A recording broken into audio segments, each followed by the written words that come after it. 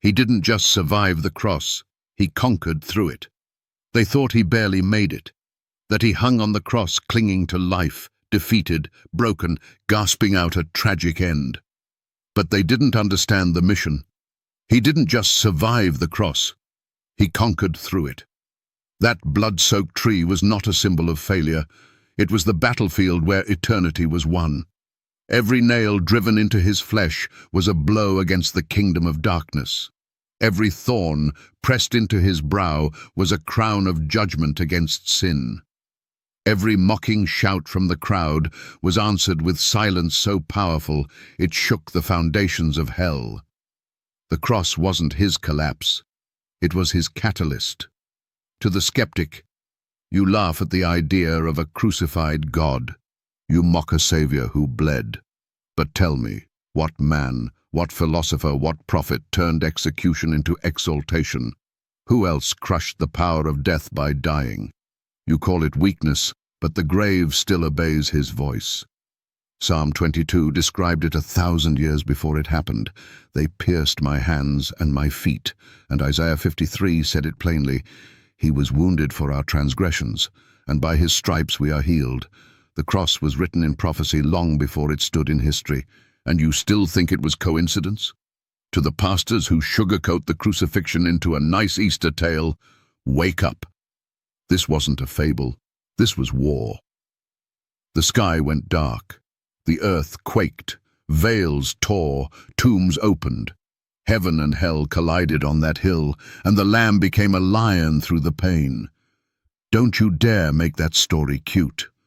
To the priests who repeat the rituals but forget the reason, your incense rises, but truth falls flat. The cross is not a symbol to be kissed and forgotten. It is a warning to the proud and a weapon for the humble. He conquered by suffering, not despite it, through it. Not as a backup plan, as the plan. And to the imams who say Christ did not die at all, answer this: where is the body? Why are his followers willing to die for a lie? Why did both Roman records and Jewish historians confirm the crucifixion? Why does the Quran, centuries later, contradict eyewitness blood? You can erase the cross from your books, but not from history.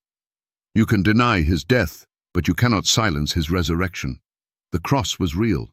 The pain was real, and the victory was eternal. He didn't survive it, he commanded it.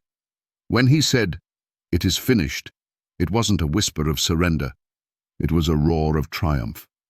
Debt cancelled, sin judged, Satan crushed. That cross didn't kill him. He laid himself down. No one took his life. He gave it.